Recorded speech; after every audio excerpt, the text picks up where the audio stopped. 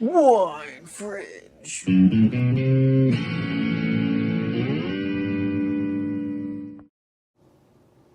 All right, guys, welcome back to Wine Fringe. My name is Jill Smedley, and I'm with... Jake Blottinger. And we also have the pleasure of being with Shai Van Gelder from Blue Valley Vineyard and Winery today. That's right. Hello, everybody. Thank you, Shai, so much for coming out. You want to tell us a little bit about yourself? Sure. I come from California. I was born and raised in California. No interest in making wine. No family relation to winemaking.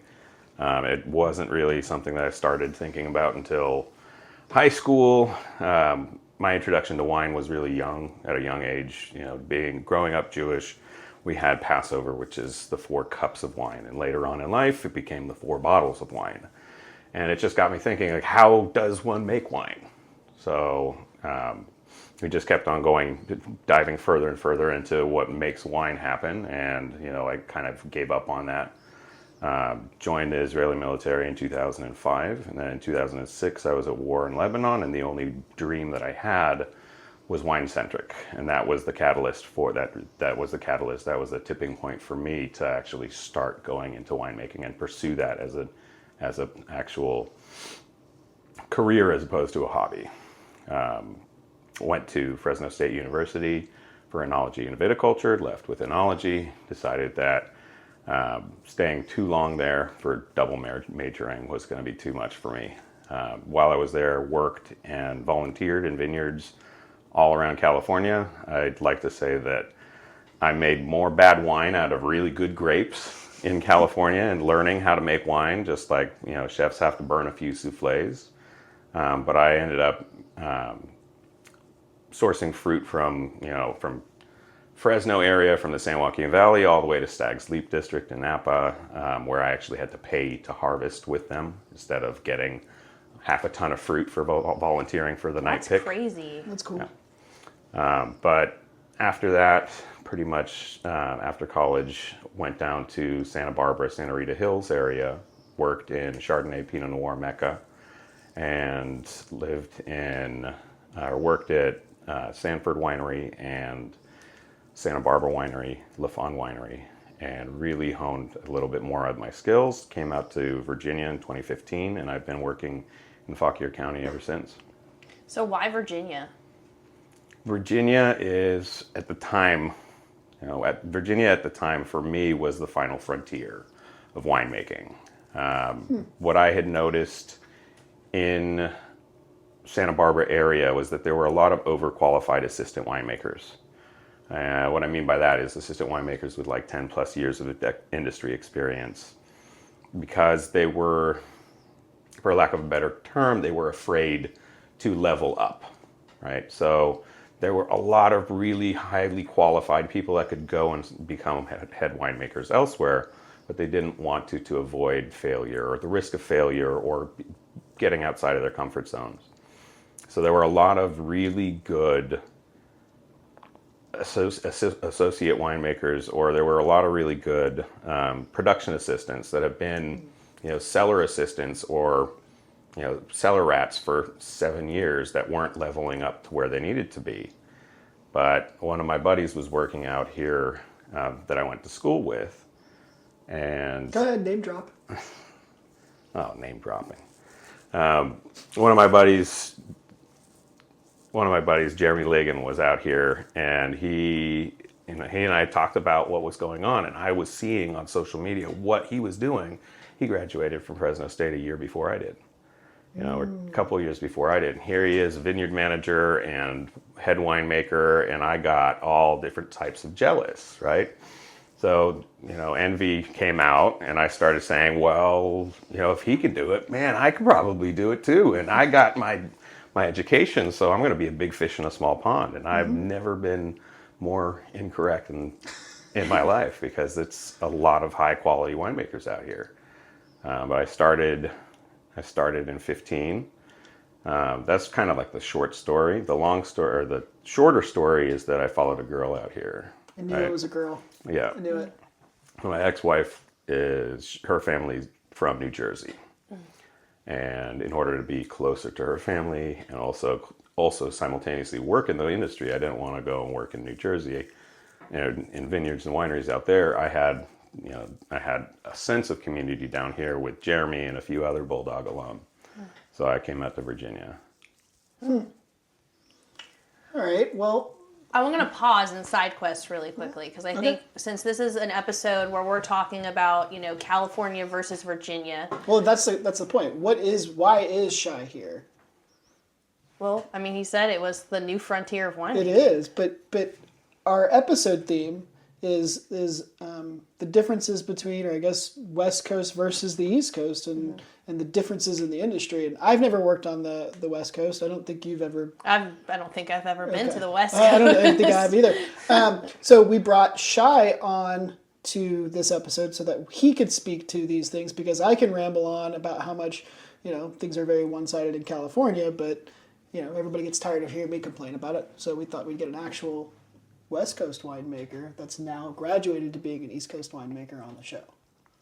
I can happily speak to my experiences, but by no sense of the word, I have that decade of experience working in California. I can tell you what my experience is and how that relates to what I see the differences being here. But like Oregon winemaking, Washington State winemaking, that's something I can't even They're not glance. on the West Coast. It's just California out there. It's just one long wall of California. Jill, you were going to side quest, though. I was going to side quest because one thing that Shai mentioned earlier that I thought was really interesting is that, you have your cellar and your winemaking associates, and you said it can take anywhere from 5 to 15 years for them to level up.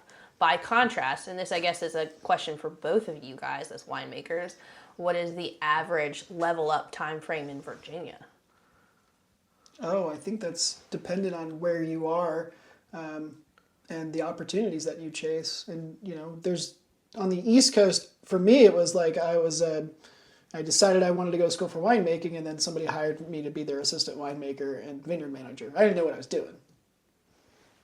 And so that was like 2 years through college, and then I was an assistant winemaker, and then became assistant director of winemaking after 3 months, and then I became the winemaker at Chrysalis Vineyards. Well, yours was rather accelerated. Yeah. You were fast tracked. Much faster. But what's your take on that? So my take is that you normally, if you don't go and pursue the education route, you don't get your degree, then you want to have at least 4 years of experience as a cellar hand before you can start really looking into those assistant winemaker positions.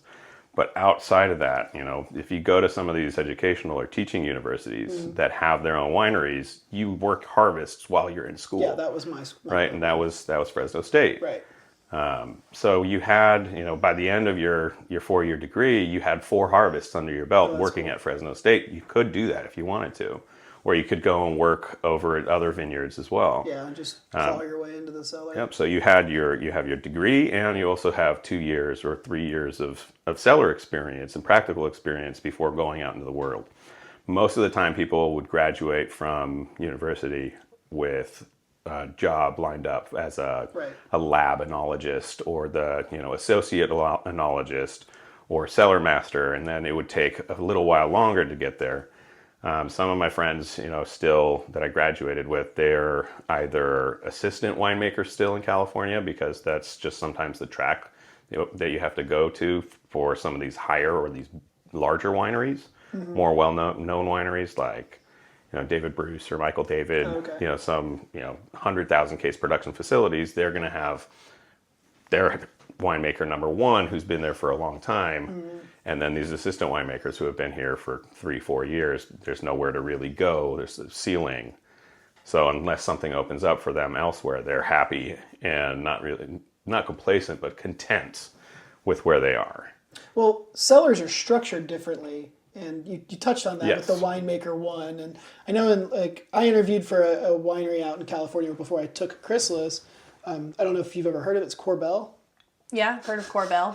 So I interviewed for their cellar master position, and during the interview I was asking about, or is one of the cellar master positions, what are the chances of going to assistant winemaker? And they were like at least 5 to 10 years with Corbel before they would even. Jeez. Yeah, and that's a mega corporation, right? But just, I know on the East Coast we have assistant winemaker, And then occasionally you'll hear the term like head winemaker. We also have like head of production. Head of Director of production. production, Yeah. consultant winemakers. Yeah. Yeah, that's A vineyard manager, assistant vineyard manager. You got cellar assistants. Rarely do you see cellar master here in Virginia or on the East Coast. Maybe a big, huge winery would have a cellar master. I mean, but isn't that equivalent to a director of production? So from my understanding as a cellar, and Shai, you would know this more than I would, a cellar master is just in charge of like topping wines, racking and filtering. And that's in carrying out winemaker work orders. so cellar master, from my understanding, is directly below your assistant winemaker, right? He would be the person that's the supervisor of all the interns. So That's for a terrible job. yeah, it could be fun, No. depending on the interns, right? But yeah, you're in charge of delegating the work orders that come from the winemaker or assistant winemaker with the cellar master work together hand in hand so that things continue to run smoothly. And, they can't really, they're the people where the buck stops, right? You can blame an intern, but the intern really, they're an intern for the fact that they don't really know better. They're learning through this experience. The cellar master or the assistant winemaker, There's a higher they're level the of accountability. people. Yep, exactly. So that's why their pay rate is reflected of more responsibility as opposed to your regular average intern. Yeah. So, but there's winemaker 1, and then there's winemaker 2, and I think winemaker 3. I think they stop at 3. It right? 1, 2, 3. depends on how big the place is, right? Because you have, places like Gallo or Constellation that are running during harvest. They're 24/7. They have shift work winemaking, right? And that's not something that we don't even touch and we don't even think about That's here. insane. I didn't even know that. That's the was... giant factories with the vests and the hard hats that I was Yeah, talking the about. shift winemakers. Jeez. Yeah. And So they even have like white winemaker, and then Yep. assistant white winemaker, and then red winemaker, assistant red winemaker. And one winemaker can have like 5 assistant winemakers in a place like that. I really love that we keep pulling back the veil on these large productions. Yeah, they suck. So I think, Fringe topic of the day. sorry, fringe opinion, my opinion, sorry. But all this aside, did that kind of answer the question? Yeah, for sure. And all the winemaker positions, It sounds like, well, we're is, circling back. We're talking about the cellar structure difference, but it sounds like in Virginia, it is more accelerated for you to become a winemaker more quickly than in California. depends on, yes, it depends. Generally speaking. This is the consultant answer to everything in The life, right? It consultant. depends, right? It depends on what's going on. It depends on how involved the intern is, right? It also depends on how smart they are, how willing to like work and pay their dues in the industry. Like this is not a very friendly industry to its young, right? But also, I've seen people that come from nothing. They come from, let's say, front of house sales, and they decide that I really like winemaking, and then in 3 years they're a winemaker somewhere. They've just been They scrappy work, enough they to- work, and they understand. They get good tutelage. They work as like a production assistant, cellar master. well, they work the move harvest first. Right. They work the harvest, and that's what I always tell people is like, if you want to get into winemaking, come work a harvest. Because that makes or breaks people. Oh, absolutely. Yeah. So I mean, you think about, we talked about this in episode 4 with Dustin, right? And how he went from one harvest to another harvest In to the same helping in the harvest. cellar and all in the same day. Like, that's the type of person where I could see, in 3 years becoming a winemaker based on your description. Right. Because that person is literally not sleeping and Right. just grinding their way to the top. Yeah, that's what the industry requires from you. You have to really be not only passionate about it, but this is something that you have to live, breathe, eat, sleep, drink. Right? You can't just half-ass it.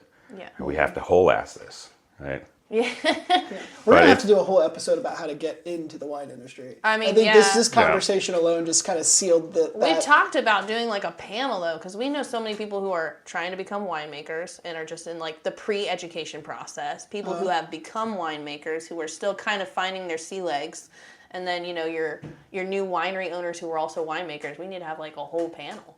Oh god, that sounds exhausting. Well, I mean, it sounds like a hard edit, but we'll make it work. Well, so the infrastructure for how wine is made is definitely different on the West Coast versus the East Coast, and this is a big topic. I know that in Virginia, you and I are dealing with a lot, and I'm sure you've seen this as well, Shai. Is that purist mentality of like the grapes must be grown on property, whereas in California, that is not how it's done. Correct. And I'll refer back to the consultant answer of it depends on where you are, right? But you're right. When you're looking at like some of the big five, your Gallo, Bronco, Constellation places, they're looking to source fruit, and they're also looking to just bring in what they can for the best price and also for the best quality fruit, right? They're walking that balance.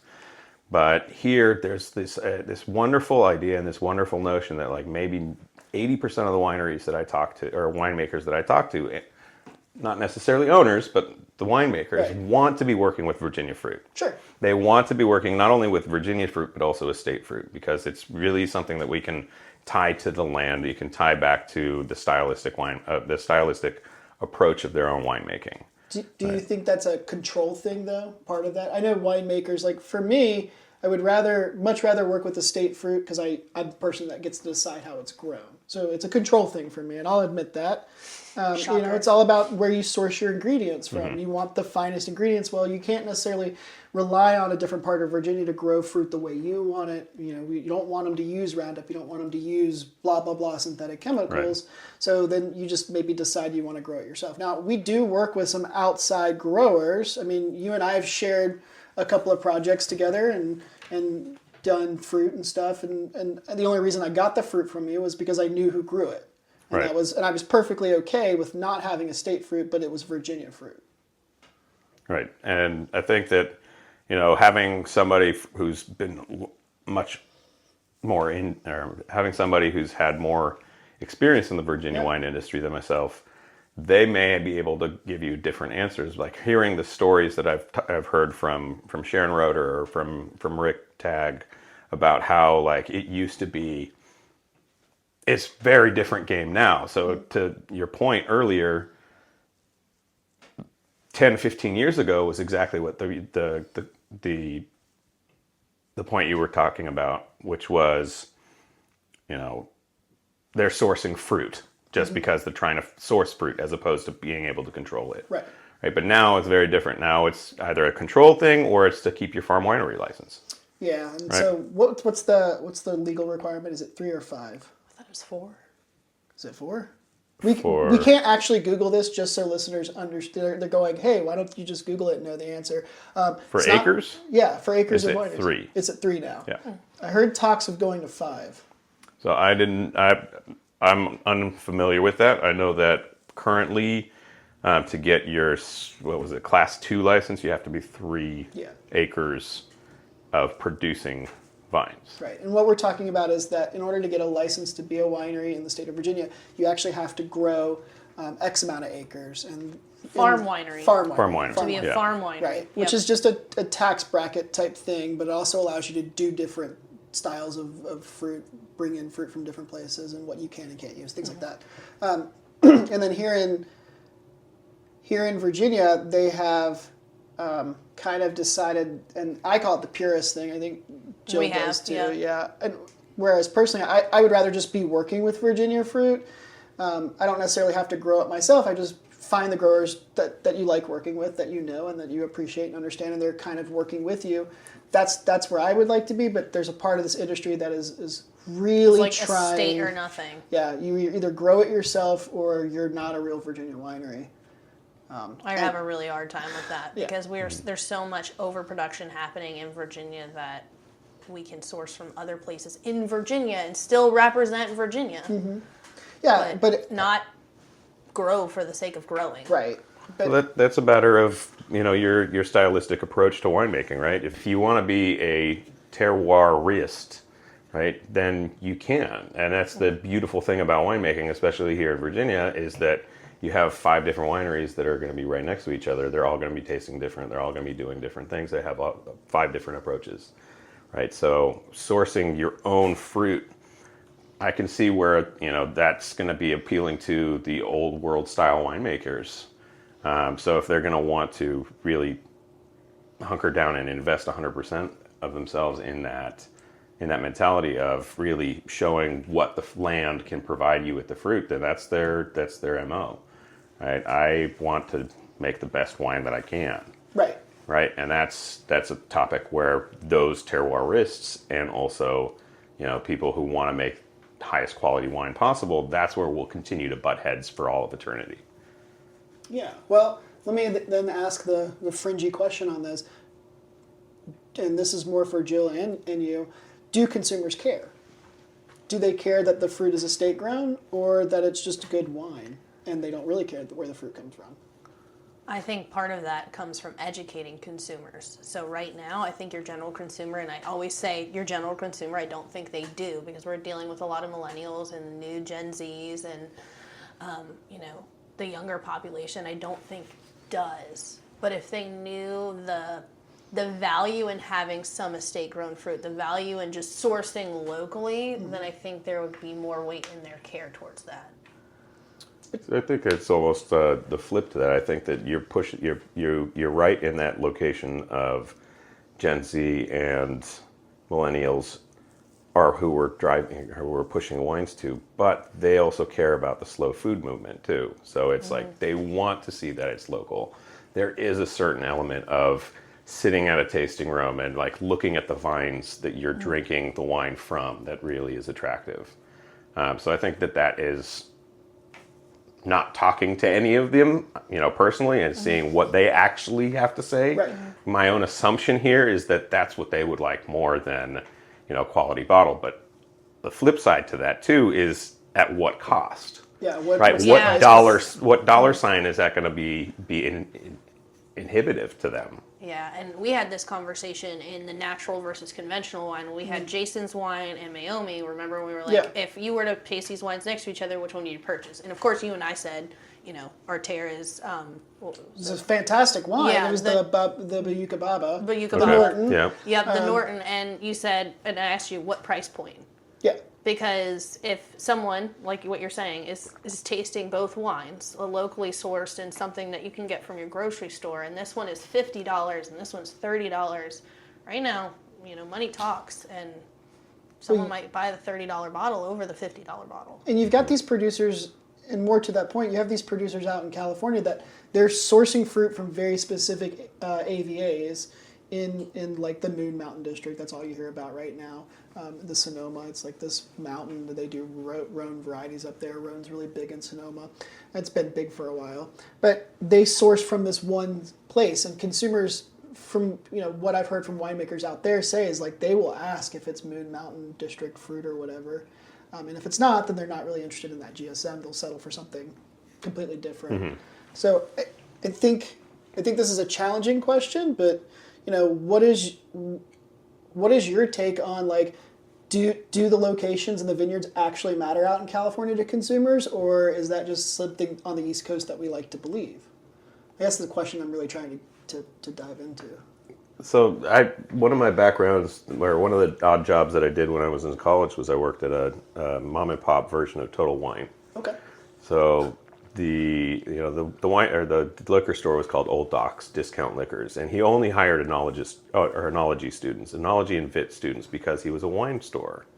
He wanted to give these kids an opportunity to taste wines and also sell wines, but also learn all about these other different types of wines and markets that we wouldn't have. Work for cheap. Absolutely, they work for cheap. They work for wine. They will. Right. So that was one of the things that I started looking at, was like what you're talking about. Who's coming in for what? Right. And I didn't really have data points to go based on, but like my own like anecdotal information would lead me to believe that like people do care about the AVAs, right? You go into, if we're going to talk about like Cabernet Sauvignon from Napa Valley, right? There's people who are going to really enjoy Howell Mountain. Okay. And then there's also people who are going to be like, no, it's all about Stag's Leap District. And then you get these butting head factions. And we don't really have much like that here in Virginia, not necessarily in terms of like single AVA produced wines or single vineyard wines. There's people that are doing it. I'm not going to say there's none of them. Right. But it's not mainstream as it is in California. Well, I think we jumped, in my opinion, kind of my estimation of why we have AVAs on the East Coast is because California and the West Coast, they did it and they had a lot of success with it, or at least we think they do. And so Virginia drew up the lines. But what I hear the most, we've got 18 AVAs in Virginia, 30. It's less than that. Okay, we have some AVAs. There's an amount. I don't even know. That's how unimportant it is to me. Right. And they're huge. They make no sense. They're nonsensical. They don't actually. But what you will hear winemakers and industry people say is like, oh yeah, there's Nova wineries, Charlottesville wineries, there's like a Central Virginia wineries. But it's almost a point of contention, not like showing diversity of product. But I think that's the only way consumers identify the diversity of producers, like in regions, in a regional format, because you'll hear the Williamsburg area, you'll hear the Charlottesville area where, the more marketed wineries are known, and then you've got Nova, which has got its own thing. Yeah, don't leave out Shenandoah or Valley. Yeah. I kind of feel like Shenandoah is the new and upcoming thing. Oh yeah, absolutely. So before we go much further into this, we're tasting the Blue Valley 2021 Petit Verdot that you just got a gold at the Governor's Cup with. Can we, because we mentioned Shenandoah, that's what made me think of it. You said the fruit came from estate ground and Shenandoah. Yes. And it's a grower that you've been working with for several years, or? So this was a grower that had worked with another local Fauquier County winery for very long, and they had to let them go because of production. And I was new in 2021. It was my first vintage making wine for Blue Valley. And I was calling around seeing who can really vouch for different vineyards, right? Because I don't want to go and just purchase fruit from somebody if I don't have a testimonial. Right? It has to have something somebody to back it up. And what ended up happening was, the person I talked to,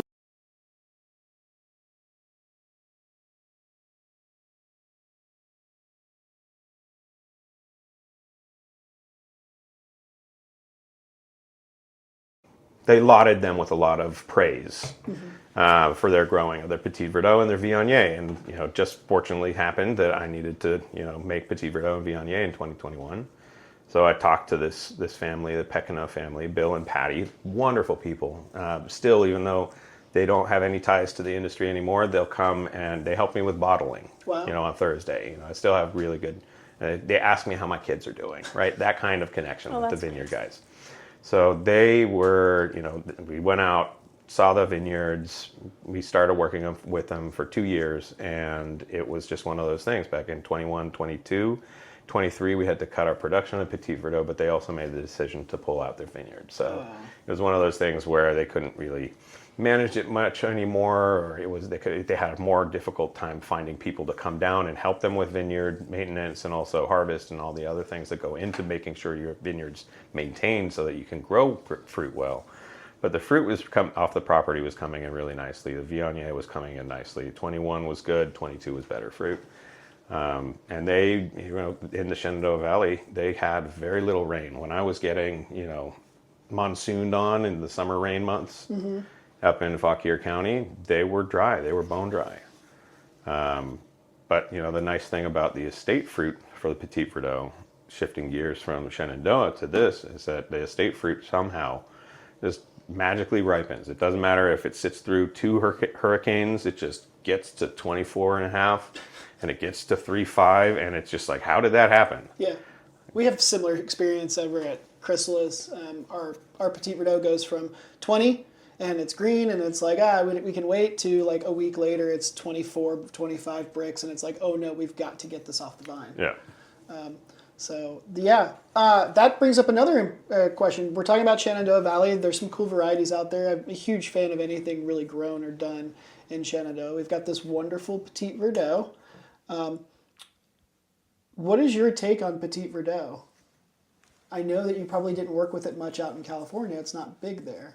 No, I didn't have any experience coming into Virginia working with PV. I just kind of I see it for what it is. It's a grape that has a lot of character, it has a lot of structure, it has a lot of long-term ageability. Fruit is not really its shining star, it has a lot of secondary and tertiary flavors and aromas that really need to be brought to the forefront. So like trying to influence it into that fruity, that Cabernet Sauvignon style, where you just impact it with too much oak and lead it to that blue fruit and that prune fruit or stewed fruit that some people tend to do. And it kind of changes the character of the wine too much, right? My philosophy on winemaking is that it's each grape, every harvest comes in as its own child, right? And you have to speak to the child individually, right? The concept being that like, if you have 4 different animals and one of them's a monkey and you tell everybody you're going to be graded on how you can climb this tree, the fish is going to fail every time, right? So you can't apply that same mentality to winemaking, and you can't do that cookie cutter, that recipe, formulaic winemaking, not in Virginia. You want to let the fruit shine. So ideally, that's how I tried to do, the PVs. Try to do gentle extraction through pumping over as opposed to punching down. And the wineries here, or the winery at Blue Valley, does have an incredible cellar that allows and affords me to be able to do those kind of things without having to do like a pump over in a T-bin, right? We've got a bunch of enclosed tanks where everything's enclosed and it's in relatively anaerobic conditions without having to worry about too much exposure to microbes and microbial contamination during the ferment. So like, being able to minimize that, but also do more soft extraction. If it's an underripe vintage, I've got tanks that have little troughs that were custom built into the bottom of the tanks that allow me to do delistage on some of those underripe seeds. So like, if I want to get rid of 300 pounds of seeds from a 5-ton ferment, I can. Oh, that's nice. And I don't have to completely break my back doing it, right? I just open a valve and take the stuff off of the pump over cart. If the West Coast knows how easy we have it here, they will come here. We don't want that. There's enough competition. So this wine is very lovely, and I know when we tasted it earlier, I was like, oh, okay, it's got some nice tobacco, and you mentioned fig. I really like that. And the more this opens up, the better it gets. Yep. This is fantastic. The structure is excellent. We found a Petit Verdot you like. Everybody knows. Jake has such a sassy opinion of Petit Verdots. I think it's just been a one note for me since coming to Virginia. Yeah. Is like this Petit Verdot it's just Petit Verdot. It's a blender grape, and that's kind of how I saw it. Same thing with like Chambourcin. Chambourcin's not really good for anything other than blending and color. We're not going to get into my sassy opinion about Chambourcin. But tears. Shai's a huge fan of Chambourcin. So sorry, Shai. No comment. No comment. But this, I'd say in the last like year or two, you've been bringing me Petit Verdots that I've enjoyed. Jason Murray, of course, at Arterra. I had a PV from Veritas that was really nice. So I'm kind of coming around to it. Still not what I'm going to go after, and I think it's just because I'm exasperated by drinking Virginia wine all the time, doing it all the time and then trying to appreciate it. Whereas every time, and you were talking about this earlier as well, it's like we drink wine here and we're just constantly criticizing the wines that we make. And so I'm kind of that way. I drink somebody else's wine and I'm like, okay, well, why did they do this? Why is there this much oak? What kind of oak did they? And I get stuck on that. So I try to stay away from the Virginia wines. But this Petit Verdot is lovely. And it got a gold. So that's excellent. I kind of think it checks the box for what Petit Verdot is. Yeah, I appreciate that, especially because it's like we said earlier, it's not really my favorite wine. Yeah. Right. I mean, it's also a case study, and winemakers can make stuff that they don't really necessarily like, right? I think we all do. Do you find that this moves well? Yes, absolutely. So the Petit Verdot actually, interestingly enough, it is not available at the winery. This is all 100% VWDC. So everything is, the Petit Verdot can be found at like Virginia ABC stores, Total Wine & More. Costco was running with it for a while. Wow. I don't know how many other supermarkets, brand names I can say on air, but Say them all. say None them of them all. sponsor us. Okay, so For now. I think it was at Wegmans for a while, but also what was it? Whole Foods was running with it for a little bit too. Nice.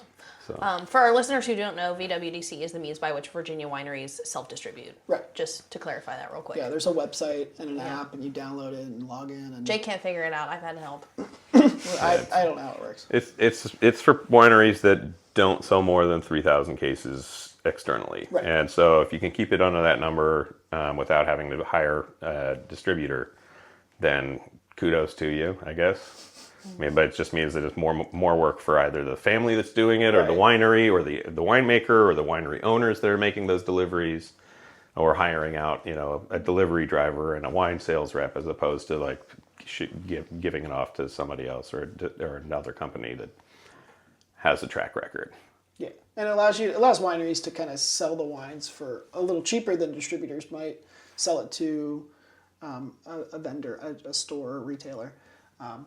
Like I think most producers end up selling it for like 50-60% off, maybe Somewhere around there. But like if you're working with a distributor, it's like, we sell it to them for 33% of what what we The charge end cost, for it, yeah. and then the distributor then sells it for 66%. Yeah, their Whereas markup. we're doing it, we're selling it VWDC usually between 40 and 50%, and that's cheaper for the retailer in the end. Yeah. So that's VWDC.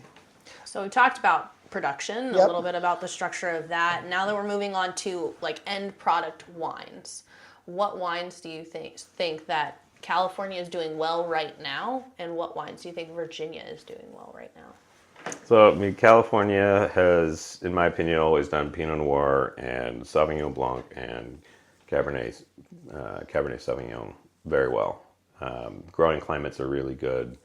Their growing degree days are exceptional. They're very little disease pressure, depending on the climate, depending on where you are.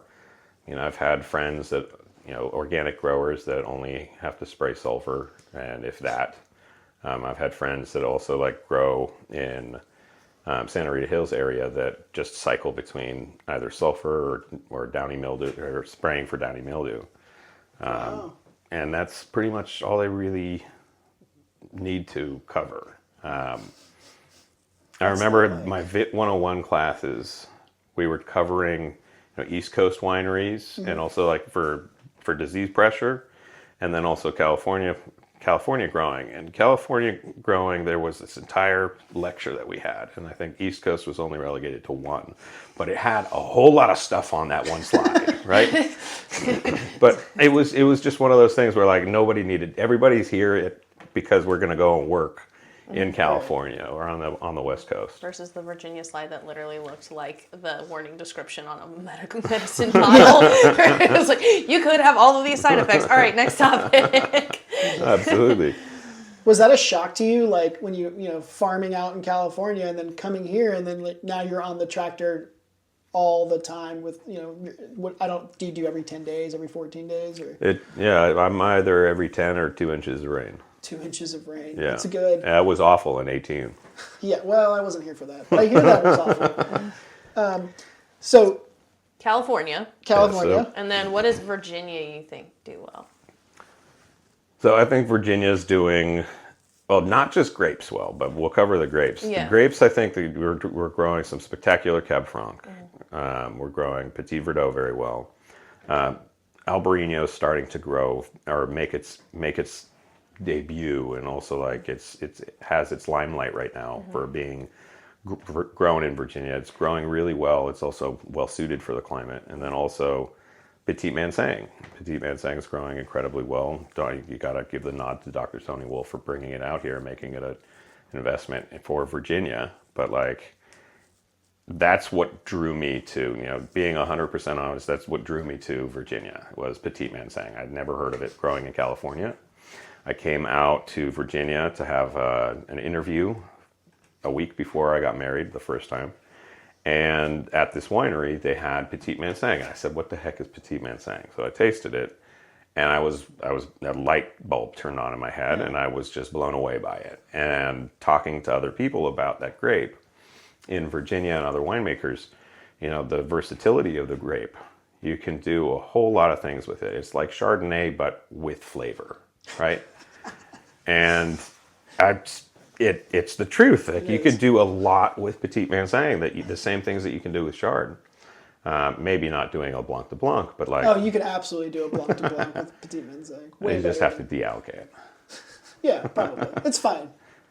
But it was just one of those moments. And I came back after that interview. I came back and I talked about Petit Manseng in California. I was talking to everybody, all of these winemakers and all of these grape growers that I'd known in that area. And everybody's like, "What are you smoking, man?"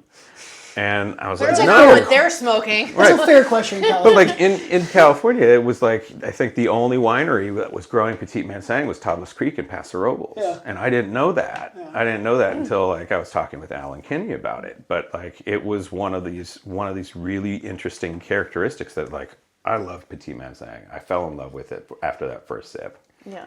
And I really wanted to do something with it. And I continue to want to make really good Petit Manseng in various different ways. And I think that it's just like, it's a beautiful wine that we do exceptionally well here.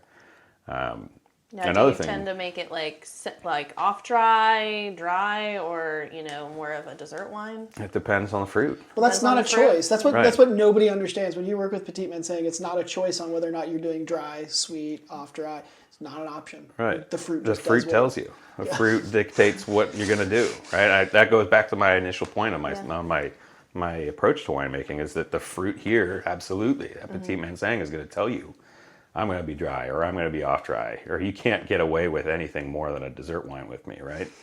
And there's people that can, I've seen fruit, that comes in at 22 bricks at 3.2, and it's wonderful for dry wine. But then people say, I want to have an off dry wine, and they put sugar in it. And then there's other people who are trying to make, they're trying to make, 28 brick Petit Manseng Why are you looking at me? turn into like 15% alcohol, or they want to make it dry, but then it either hits you at 15% alcohol, or it stalls and the fermentation gets stalled out, and you're left with like 1.5% residual, Always. which is wonderful because it's natural grape sugars. And it's still a very nice wine, Yeah. even for an off dry like white variety. I'm a huge fan of not adding sugar anyway, but Petit Manseng holds sugar really well, Yep. and I think it just deals with the sweetness. Correct me if I'm wrong, but there's a whole thing on adding sugar in Virginia versus California. Oh yeah, that's a good Isn't point. there? Yeah. We want to So talk about that. my- That's a very fringy topic. My understanding is that California, you can only chaptalize using grape concentrate. Okay. And So Mega Purple. Mega Purple, or what is it? California Concentrate, Oh, yeah. or another company that will just source. There's an industry that they use for the vineyards, that's concentrate farming. Right? They farm grapes at like 15 to 20 tons per acre. Jesus. They sell it at $200 to $300 a ton. And that is concentrate. That goes to these large producers that make grape concentrate. So, like, let's say the one that I was familiar with back in Fresno was Vidal. Vidal company used to make. They make brandy, but they also made concentrate wine. They would go out and they would buy from all the farmers in the valley. They would buy tons and tons and boil it down and make it into concentrate. Now, the thing that I was interested in also, it was funny to me to learn that the people that lobbied for that rule were the Big Five, because they were also the makers and producers of concentrate at the time. Yeah, of So it just goes back to who's making the most amount Of of money course, off it's the of it. same thing. Right. So here in Virginia, we don't have to abide by those rules. Right. Mm-hmm. There's no real way to make grape concentrate for wine production in this state. There's nothing. It's cost prohibitive. Right. I get tractor thoughts, and Your thoughts with Shai. I think that needs to be. Ooh, that is a good most idea. people have like shower thoughts. I have tractor thoughts. Because you spend a lot of time on a tractor here on Exactly. the East Coast. Yeah, absolutely. It's like once a week sometimes, right? And it's every spray program is anywhere between 8 to 16 hours, Yeah. depending on how small or large your vineyard is. I remember when I was at Barrel Oak, spraying 30 acres was almost a 24-hour day. Yeah, I remember those days. Yeah. Jeez. So those were, you have a lot of time to by yourself. And before, I figured out that I could just smack a cell phone mount onto the windshield and watch Netflix. Right? Before I figured that out, I had a lot of time to think. I'll tell Freddie. And I had a lot of time to think. And Listen to podcasts like Wine Fringe. oh yeah, absolutely. But it was this tractor thought that I had, which was, how do we go about doing, concentrate? And I talked to a few different producers of Chambourcin, of Cab Sauv, and a few other things. It just boiled down to the fact that, like, we'd only be in Virginia, we'd only be doing potentially Vidal Blanc or Céval Blanc concentrate, which could work. That could work. But we don't really need to chaptalize our white wines. No. Right? And reds, the only thing that we could really get away with is Chambourcin. Or Norton. But Norton doesn't crop as heavy as You can Chambourcin. do 6 to 8 tons if you really push it. Okay. Well, I mean, I wasn't even pushing it, and I was getting Yeah, well, almost that's true. 11 tons per acre from Chambourcin. Why would you want that? No comment. But like the idea is that, like, you could get away with doing Chambourcin, but it's just, you're concentrating all the good and also the bad. Right. So you don't want to be adding that excessive amount of Chambourcin funk, that foxiness, to your California, or to your Petit Verdot, or to your Tannat, right? It's not going to be bringing anything. It's not adding anything. It's not enhancing your wines, right? Right. But I don't think we need to do it here. I definitely Right. think Virginia has finally figured out how to grow grapes other than Chambourcin and Céval and Vidal and Treminette. I think we've kind of figured that out here in Virginia, and starting to figure it out across the entire East Coast. We don't really need to do grape concentrate, so we can just add sugar for chaptalization. Right. What about water? Using water in winemaking. Jesus units, that's what they call them, right? That's it. That's Jesus. what I've been told. I think- I can't speak to the legality of water ads. I don't know. I haven't had to do many of them, especially out in Santa Barbara, Santa Rita Hills. That's a cooler growing climate. You don't have to, you're picking at 24, 25. You're not really picking at Napa after a heat wave of Right. 109 for a week, and you go from 20 bricks all the way to 32 in a week, right? My understanding is that they're allowed to do water units or water additions on the West Coast because of how high the bricks can get. Whereas, because Fresno is kind of like the workhorse region of growing grapes, right? Yeah. It's like where everything is grown. Like if you need anything, you can probably get it in Fresno. Whereas here on the East Coast, we're really not supposed to add water to dilute things down. Correct? Not that any of us in this room do that. When I left state, my understanding of water, and it could have changed from there, it was water was something that was always done, but nobody talked Right. about, right? It's not going to get me in any hot water for saying the same kind of concept of, we don't ever use sulfuric acid in our wine. Never. Never. Never. Never, never, never. But I know 15 people that know the conversion for you, That's if you ever weird. needed to. Same thing for hydrogen peroxide, Yep. right? So you can't use hydrogen peroxide on the East Coast to take out SO2. Okay. But you most certainly can do it in California. I know nothing. All right. So, okay, well, we've talked about what your opinion is of like what the wines that we do best, but, well, varietals. What about wine styles? What is California doing well in wine styles, and what's Virginia doing well in wine styles? I think California, we'll start with Virginia this time. I think Virginia is doing, Virginia has a sense of identity, which is really nice. I think that most winemakers who are here really bought into and subscribed to the idea of, we are not trying to be anybody else, Yeah. right?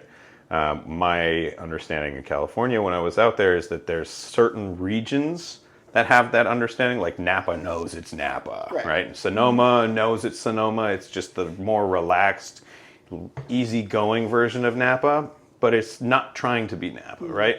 But then there's other regions in California that are trying to be what they're not. And the thing that I fell in love with about Santa Barbara was it had been described to me that, like, Santa Barbara is a zebra that knows it's a zebra and not a racehorse, right?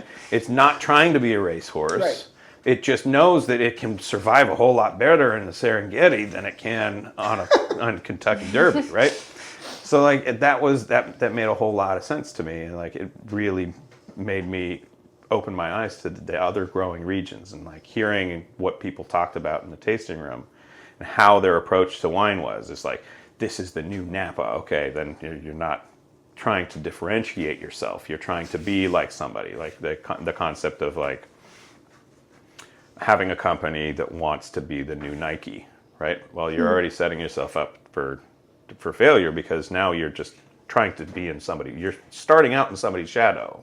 Well, as you're, opposed you're to being trying. compared by the consumer that you're presenting this idea to automatically. I mean, tell me if I'm wrong, Jill, but you're basically saying, well, we're like the new, cheaper, or the new nichier like version of something else, the Nike or the Napa or the Sonoma. The moment you start the comparison, Yeah. you've lost your marketability, Right. Yeah. in my opinion. Well, person's going to compare themselves to that, right?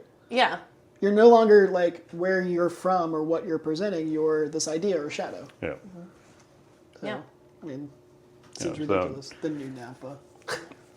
I mean, I think there's plenty of places here that want to be like the new France, the new California. Well, we deal with that in this industry a lot, right? We always have the new Italian winery that opens up, and they're like, we're all Italian here. We're an Italian family. We do Italian varieties.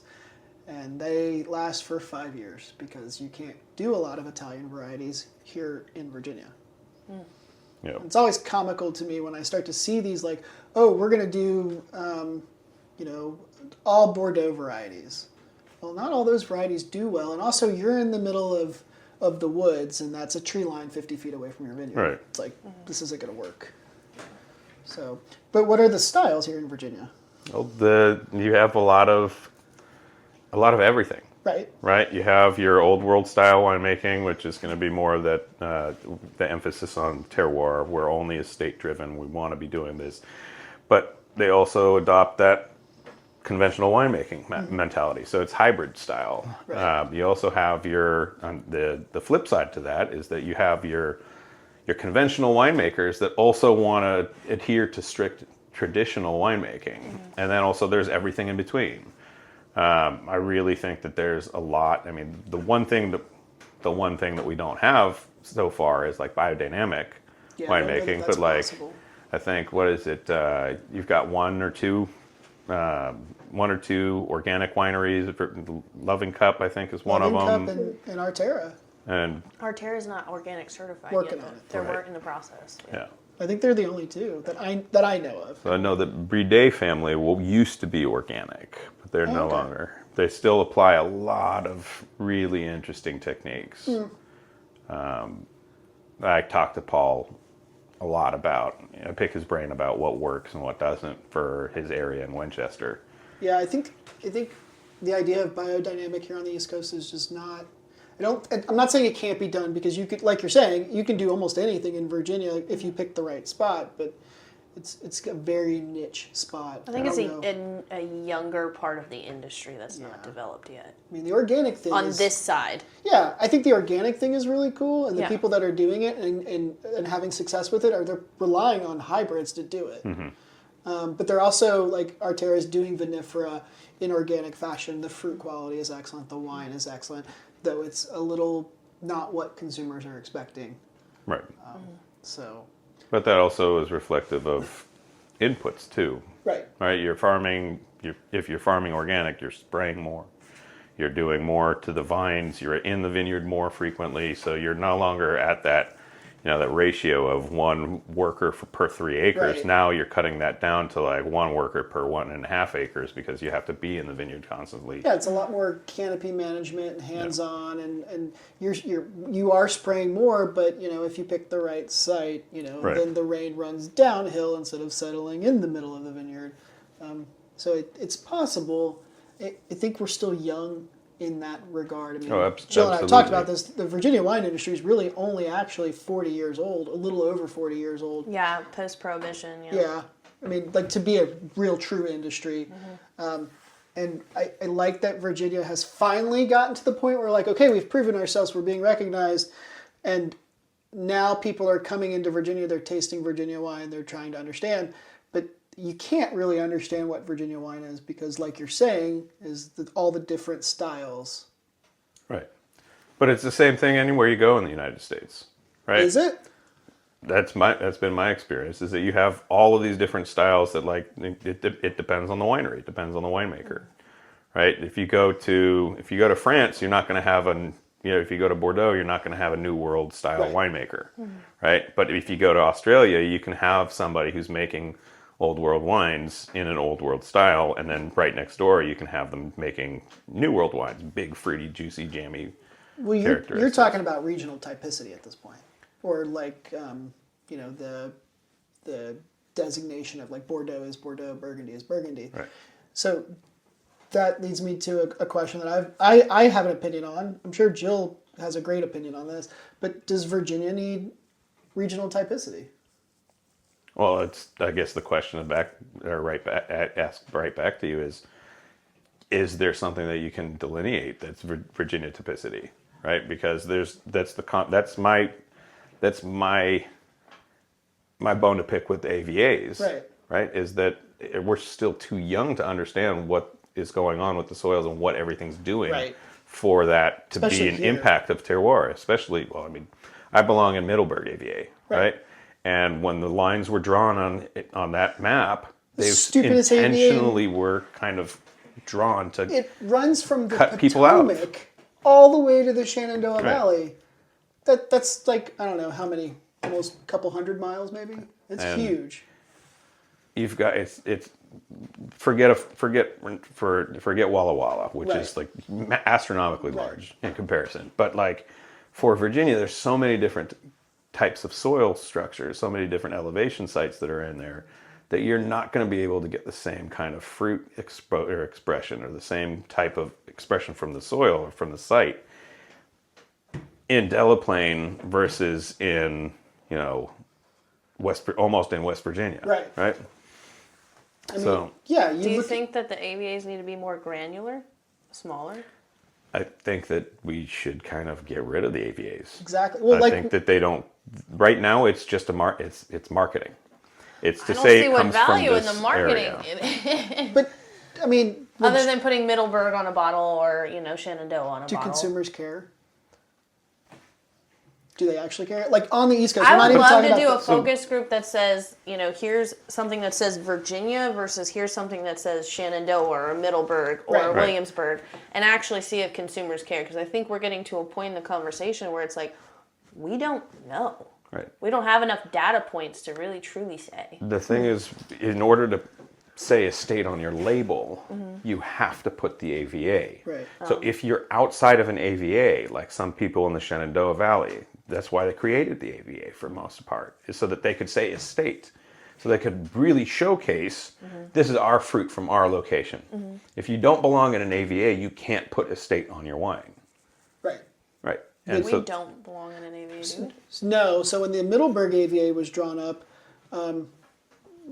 some things were said, a discussion was had, and essentially it was decided that we have a lot of greenstone in our soils, we have a different elevation, we're kind of at the foot of the Bull Run Mountains, and so we weren't really sure about being a part of the Middleburg AVA that was being drawn up, and then they just did it, and if you look, it's actually drawn around the property.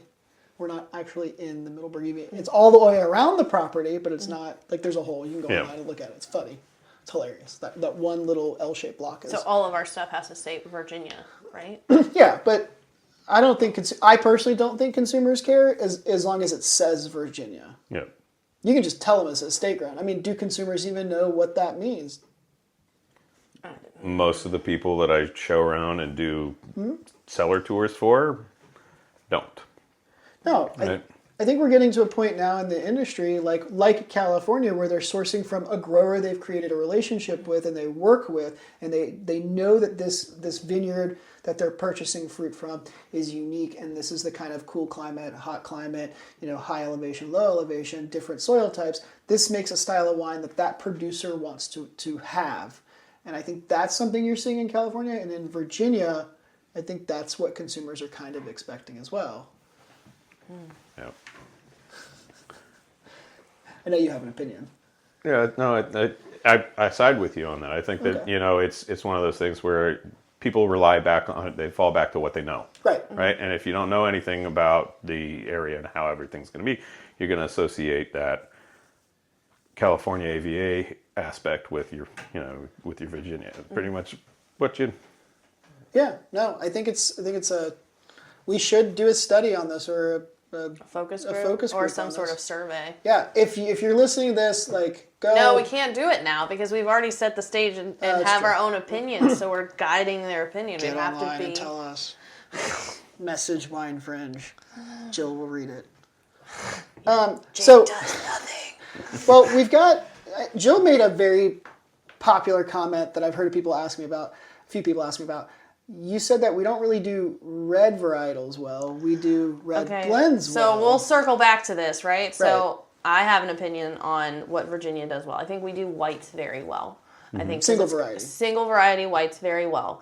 And there have been more and more in the case of, your wine actually as well, of single varietal reds that I enjoy. But honestly, up until recently, it's been mostly red blends that I thought Virginia did well.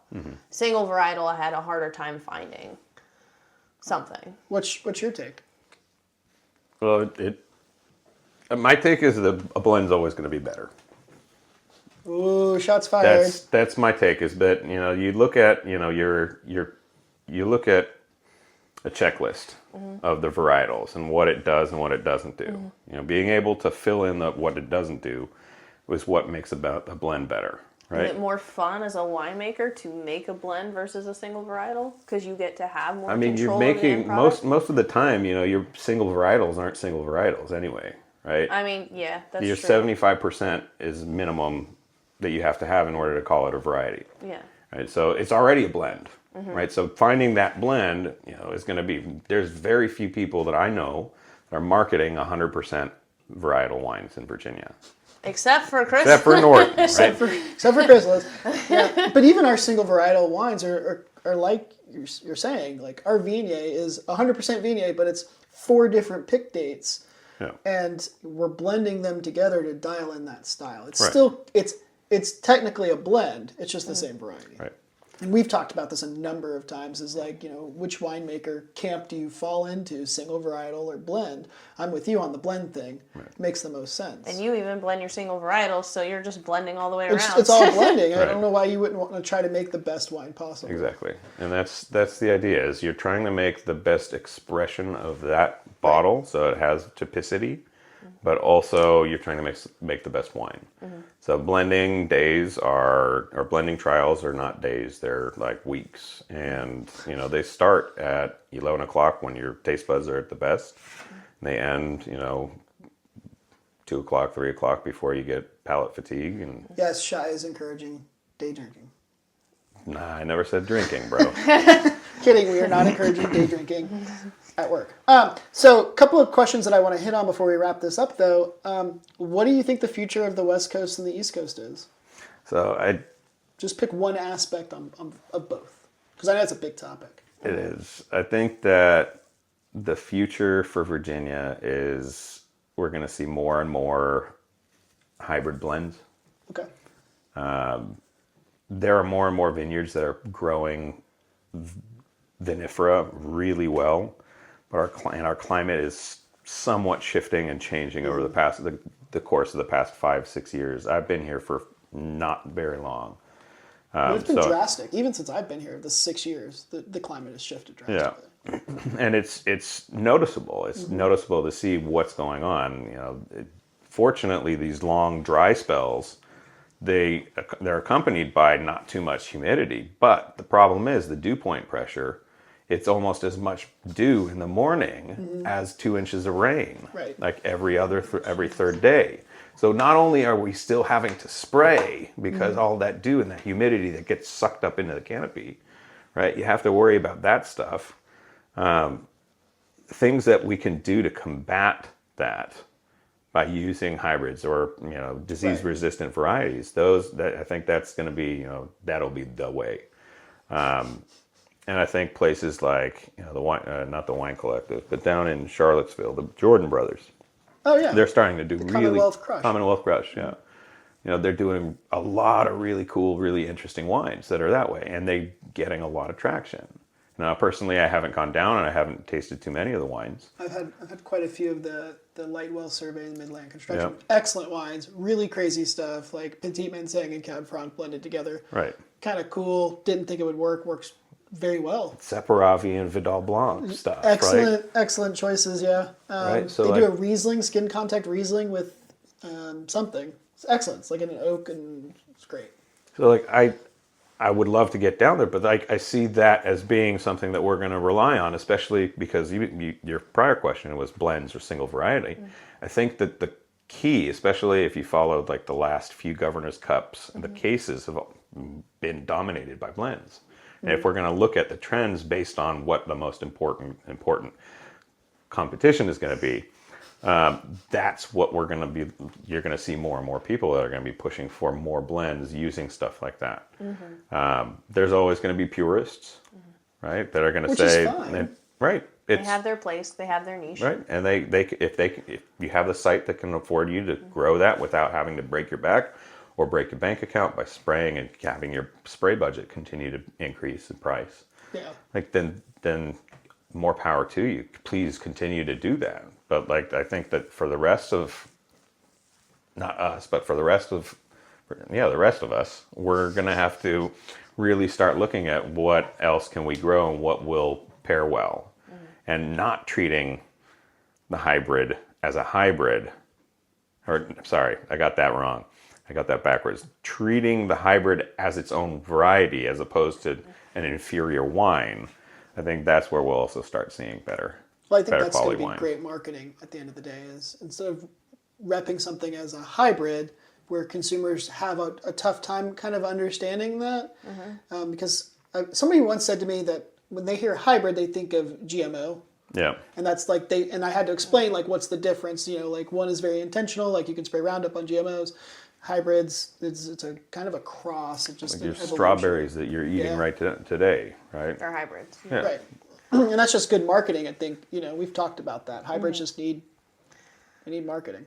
Yeah, they do. And I think that comes from also showing the sustainability of utilizing a hybrid. I think you need another name for it. Yeah. I think Yeah. the industry hurts itself because we as an industry have our own preconceived notions of hybrids, like what you were saying, as a lesser varietal, and the consumer feels that. Yeah. But I still stand behind hybrids only ever being on the horizon. It's never actually going to hit something that is going to be represented like a vinifera wine. It's just consumers are never going to be able to quite get there. Maybe Unless in our the lifetime. industry breaks down their own Right. opinions. I mean, if think- everybody just did a hybrid, and they all did the same hybrid in just different styles, then it would be kind of a thing here in Virginia, and then consumers might come around to it. Again, I come back to it's the producer talk, right? Or Yeah. the industry talk. Like, I go to Dustin's, I had never heard of Cayuga before. Fantastic wine. Fantastic wine. But if he hadn't told me it was a hybrid, Right. Wouldn't I have- would never have known. And so we don't even need to have that. I mean, we can have the transparency, but the conversation doesn't need to be like what you're saying, the lesser varietal. Yeah. I mean, maybe we just need to take that conversation change- out completely. it's and a stop change of talking narrative. about it being a hybrid and just saying, hey, this is the grape. Yeah. Well, you answered, two of my. Oh, wait a second. West Coast. What's the future of the West Coast? So I haven't been plugged into the West Coast as much as I wanted to be. Like when I first came out here, my finger was still on the pulse out there. I have since lost a lot of information and interest. Yeah, absolutely interest.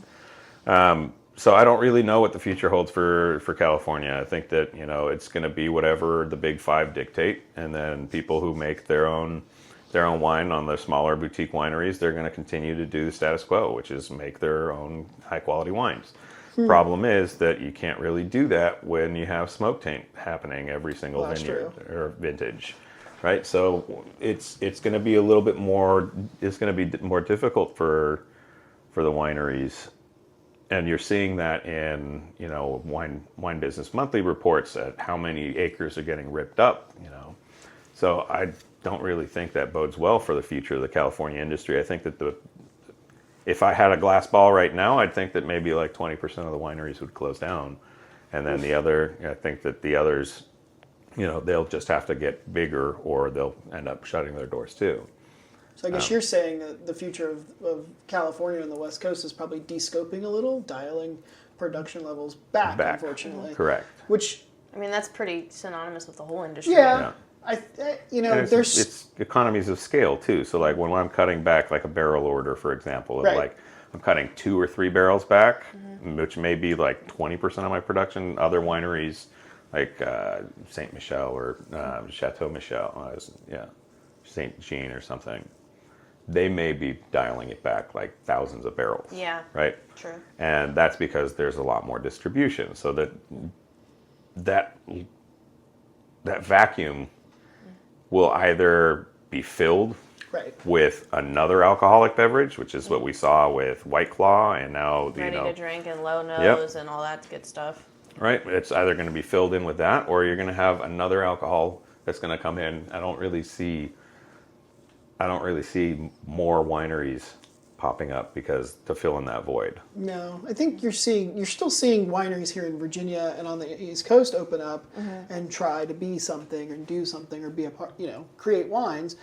But now that you pointed out, I think you're right. Maybe the future of the West Coast is de-scoping. I'll call it de-scoping. I won't say it's shrinking. Because it's still huge. It's like 100 times bigger than Virginia will ever be at this rate. I think we touched on all the cool topics. All the fringy topics.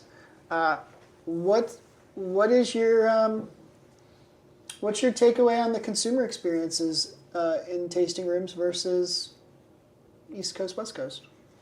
Do you think consumers love tasting wine here, or do they? Is it the same structure? I mean, I can't really speak to that too much because I haven't really gone out and having 2 kids with another one just now. Like Congrats, by the way. Thank you. Congrats. I haven't had too much opportunity to go and check out our own vineyards here and our own wineries and what the tasting room experience is. I can only speak from my own personal experience in the wineries that I've worked for or that I've visited. And it's par for the course. There are certain things that certain places will do that are elevated, but you can, those are things that I haven't, I've seen in California. I haven't really done an elevated experience in Virginia. Why? Because I don't have time for it.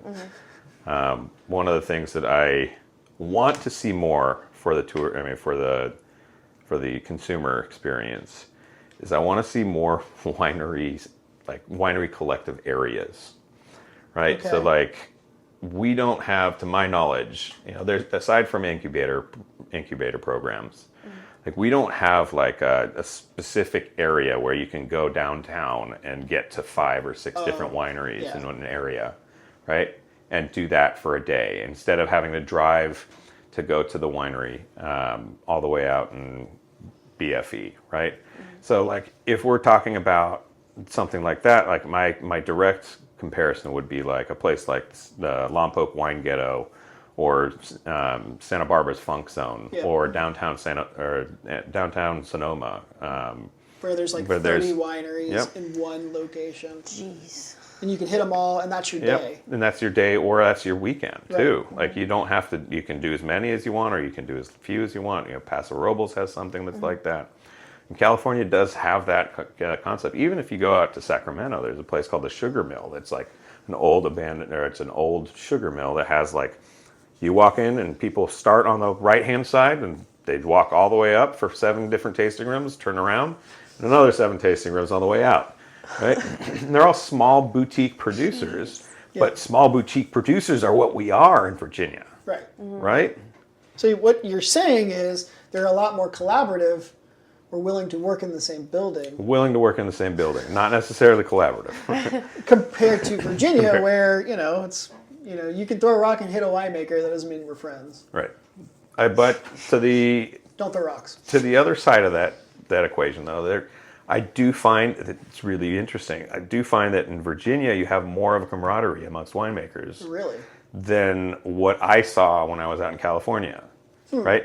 The interns and the production assistants all hung out afterwards because that's all we ended up doing was like we had these are the only people we know, and like you get out, you start up the day at 5 o'clock in the morning, you end the day at 10 o'clock at night. You're either going home or you're going for beers at the local tavern with one of your friends from the shift, right?